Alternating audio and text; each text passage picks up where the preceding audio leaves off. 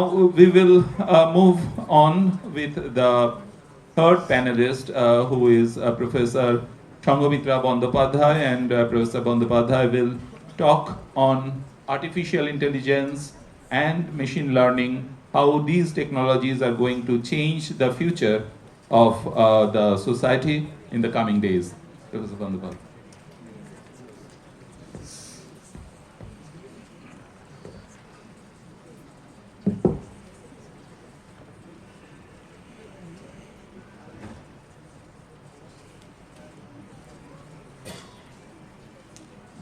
A very good afternoon to all of you.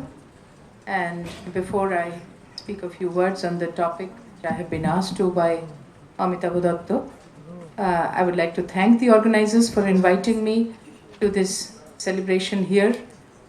It is also the foundation day of the Calcutta University as well as centenary celebrations of the department. And I do have a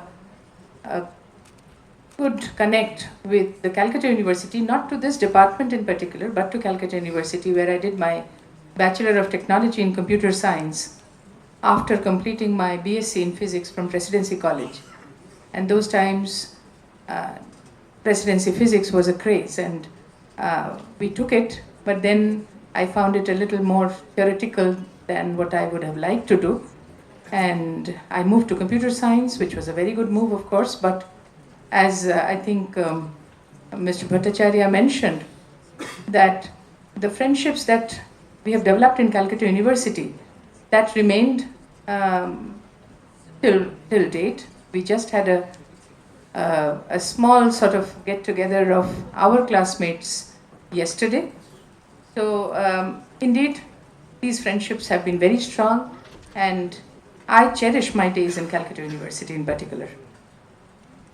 So I have been asked to speak on artificial intelligence and machine learning and how it is going to affect our lives. And I don't think anybody needs an explanation these days. It's everywhere. And today, right now, we are seeing an AI revolution, a machine learning revolution happening in front of our eyes. Lives are changing in the ways unimaginable. So we had not thought that the changes will happen so fast, so quickly, and it's all-encompassing. So artificial intelligence, as you would all know, is an attempt to make the computers intelligent, to make it more human-like, the way we think. And that is how it started way back. Alan Turing designed a test called Turing test, which was, if a computer passed that Turing test, it would be called intelligent. So it would have artificial intelligence. And what was this test? This test was that there was an interrogator who would ask questions in writing, and there is a computer and a human being, either the computer will respond in writing, of course, or the human being will respond, and the interrogator is not able to see who is responding. If at least, I think it was 30% of the time, the computer is able to fool the interrogator into thinking that the human being has answered, then the computer would be called intelligent. And it has been a really difficult test to pass, not easy. Some Turing-like tests have been passed, but it has also been a topic of intense criticism as well, the Turing test. But anyhow, it started sometime in the 1950s when the word artificial intelligence got coined. And then we've seen machine learning emerging. Machine learning means where the machine is able to learn. So what is the difference? Well, machine learning is a part of artificial intelligence. But what is artificial intelligence that is not machine learning? If one can understand that, then it would be easier to understand what is machine learning. So artificial intelligence, for example, you can have rule-based systems. So there's a doctor, for example, a doctor who makes an expert system. He says that if the patient has this and this and this condition, then test for this, and if the result is of that test is something, then the conclusion, the diagnosis is the following, and then the medicines to be prescribed are the following. So if those are rule-based system, the expert is encoding his or her knowledge into the system, into the computer, and the computer can then, looking at the symptoms, can logic it out, can find out rationally what the diagnosis is and what the possible medicines are. So there is no learning going on here. The machine is not learning anything. That is artificial intelligence. Yes, expert systems were the first, almost not exactly the first, but almost the first real life applications of AI. Then came machine learning, where, see, when we teach a child to learn colors, for example, and also the concept of a ball, a round sphere, a ball. We show certain round things and say that this is a ball, and maybe we've shown a red ball and say this is the color red and this is a ball, and we show also a green ball. We show that this is color green and this is a ball, and we show something else which is colored blue, which is not a ball, and we teach the child that this is the color blue. Now if we show the child a blue ball, it is not difficult for the child to say this is a blue ball. But remember that the child has never seen a blue ball before. That is where learning is coming in. So the child is able to infer, to deduce in his or her own mind that this is something, a blue ball, but child has never been shown a blue ball before. That is what machine learning is about, where the machine is shown a set of examples, and from those examples the machine will infer, will learn certain things. Suppose it is shown examples of, in numbers of course, of several patients who have, several human beings who have a certain type of disease, and several other human beings who do not have that type of disease. And the computer is asked to distinguish. So the human beings will of course be represented through a set of numbers. It could be many things, okay? It could be, for example, the genetic makeup of that person, along with, let's say, the earning of that person, along with the height of the person, the weight of the person. A lot of things can characterize a human being. So that is what the computer is shown. The computer then actually infers, is able to, and it is also, the computer is also told that this set of human beings they have the disease, and this set of human beings, let's say 100 people, who are each human being is represented by a set of numbers, and 100 people have the disease and 100 people do not have the disease. That is also told to the computer. And the computer is able to figure out through algorithms, which of course a human being writes, that, well, the earning of the human being, the height of the human being, and the weight of the human being does not matter. It is not important for this problem of classifying whether this person is diseased or not, but there are some genetic factors which are important, and it is able to figure out what is the difference between those genetic factors between these two populations. One is a diseased population, one is a normal population. And then when a new person walks in, if you give those genetic readings to the computer, for example, if there are two classes, the computer has learned a decision boundary between these two classes.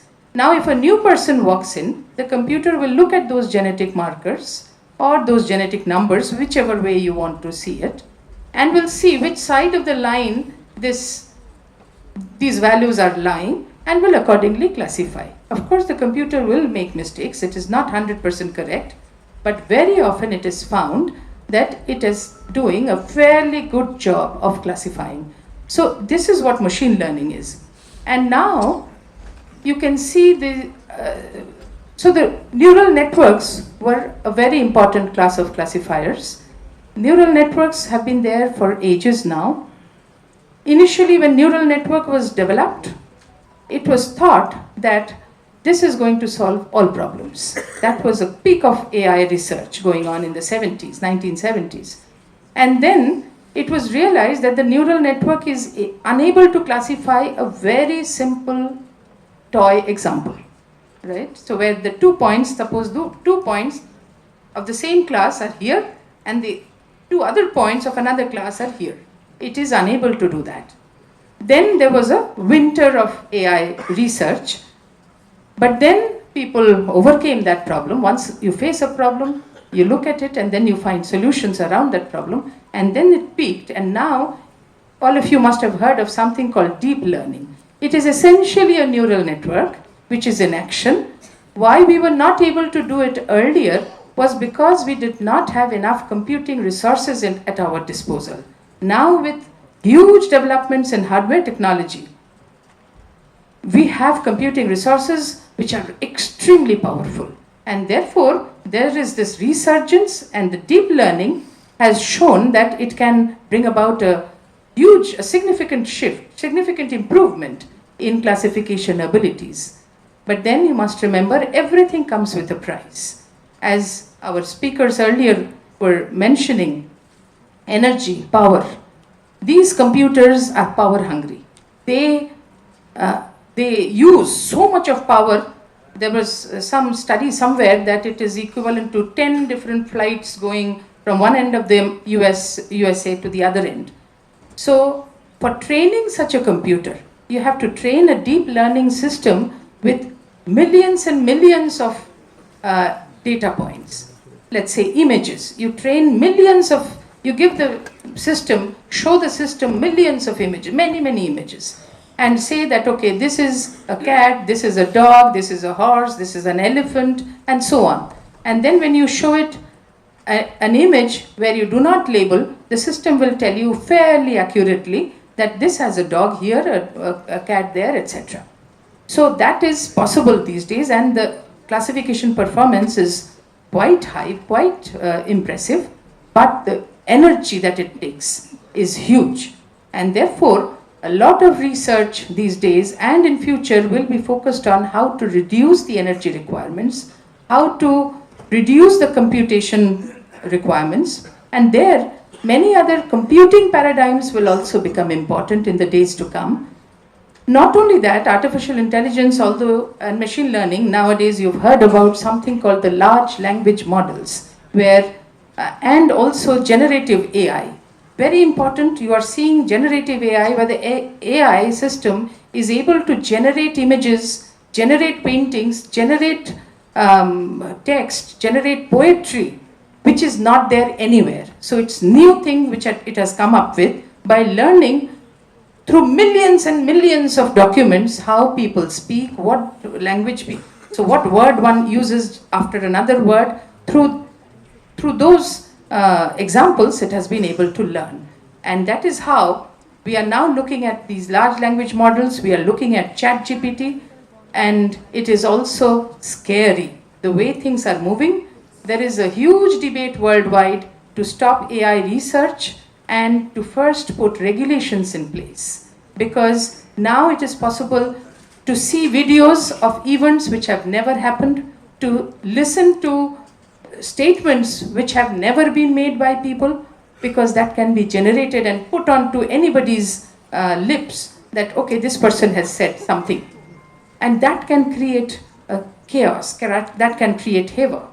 And in particular, in populations as large as ours, we have to be extremely careful how we use AI. And it is just like nuclear power. It depends on the hands and the brains that use it. AI will also depend on the hands and the brains that are using it. It can be used for huge benefit of human beings in healthcare, in agriculture, and many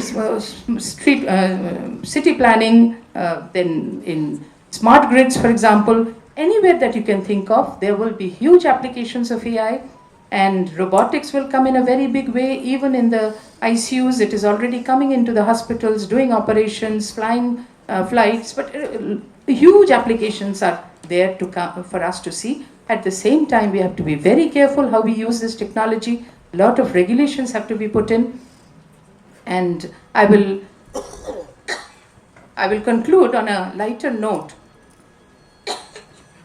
Just a few weeks back, we were listening to a lecture by a person, by someone who's actually used AI for agriculture. And so a lot of sensors were put on the trees. Actually, it was a big thing that they were doing, big project. And they were supposed to collect a lot of data and then do the AI part, the machine learning part and the artificial intelligence part, to understand when to give what to the tree, etc. And there was an interference at that point of time, because some monkeys got very interested in the sensors which were put there, came and took a look, tasted it, tried to bite it. So the system actually collapsed. So that is something that, mathematicians, when they are doing their theory on paper, do not account for the real life problems which happen on ground. And so in one of the lectures, somebody was asking me, now AI is doing everything. A lot of jobs are going away. So what do we train for? I said, you train for, removing the monkeys. So that is what I think. It's on a lighter note, but the skill sets of tomorrow is very difficult to predict today. What will be required, how to train the human mind for the future. But maybe the most important training will be to be able to adapt and to learn whatever comes in. That is the main training that we would have to impart these days to the future generations. Thank you very much. Thank you. And that was Padma Shri Professor Sanghamitra Bandyopadhyay.